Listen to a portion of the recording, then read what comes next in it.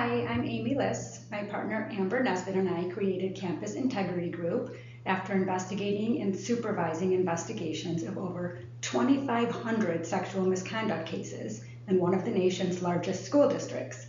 Our primary goal is keeping students safe, and we do this through investigations, prevention support, and compliance strategies. Today we're going to talk about the best practice for choosing your district's Title IX coordinator and why it matters. In honor of Halloween, we'll have a little fun with this presentation, but the content is still very important. When a Title IX coordinator also serves as a supervisor, HR lead, or other district administrator, it becomes difficult to separate oversight from influence. Even the perception of bias can damage trust and invite scrutiny from the Office of Civil Rights, or OCR. The danger zone isn't just about intent, it's about structure. Why does it even matter if any of those individuals are your Title IX coordinators? Again, this isn't about intent, it's about structure, and perceptions can undo an entire investigation. Dual roles can lead to real or perceived bias, investigations may appear compromised or incomplete, and staff and students may lose trust in the process. Let's talk about this dual role dilemma. Here's a few scenarios for an example. Number 1. Superintendent or principal is serving as both the decision maker and the Title IX coordinator. Scenario 2, the coordinator reports directly to someone with a stake in the outcome. And number 3, HR or legal departments tend to steer investigations that involve their own staff. We've seen this across multiple districts, where the superintendent or HR director or other district administrator wears the Title IX hat. And while we know they mean well, conflicts creep in. Conflict of interest especially, and sometimes quietly or sometimes with clause. It's not about blaming individuals, it's about designing systems that protect neutrality.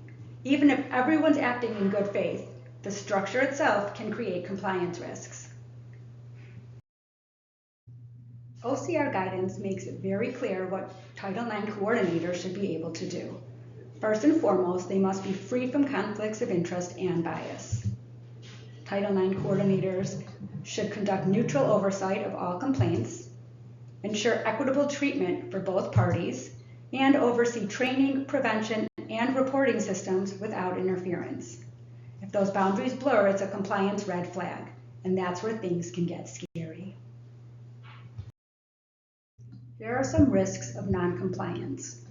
Mind you, OCR does not expect perfection, but they do expect independence. Non-compliance can lead to federal audits, OCR findings, lawsuits, and a loss of public trust.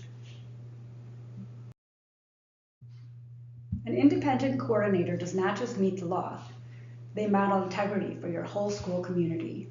Independence is not just about checking boxes. It builds credibility and transparency. It tells your staff and community that the district takes fairness seriously.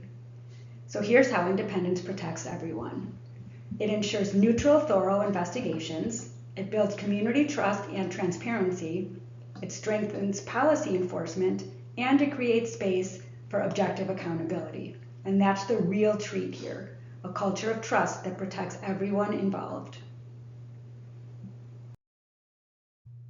The tricky part of a district administrator and wearing dual hats is that you end up with conflicted internal oversight, possibly biased with conflicts of interest. However, when you use an independent Title IX coordinator, the treat is that you have independent, credible compliance. So when someone asks you, trick or treat, I would strongly suggest you choose treat.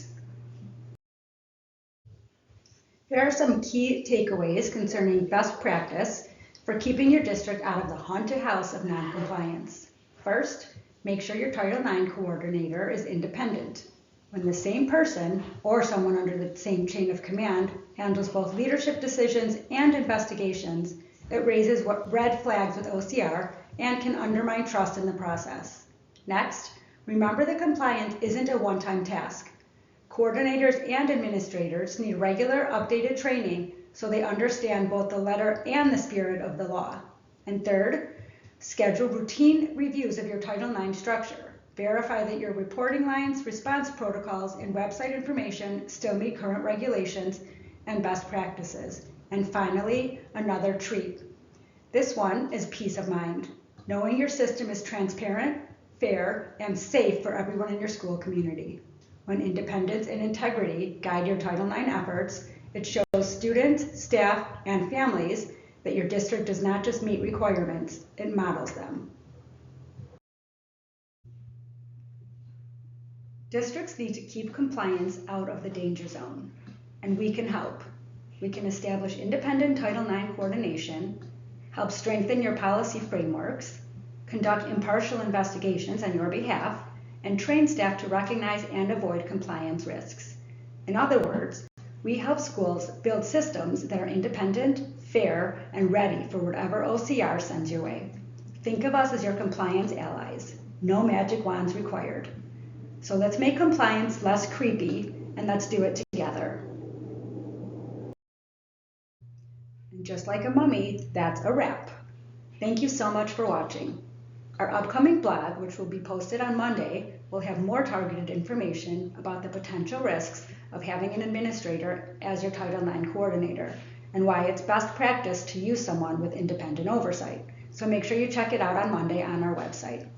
If you want to stay up to date on news and insights, make sure to subscribe to our newsletter. And with that, happy Halloween. Stay safe and keep an eye on all those kiddos out there.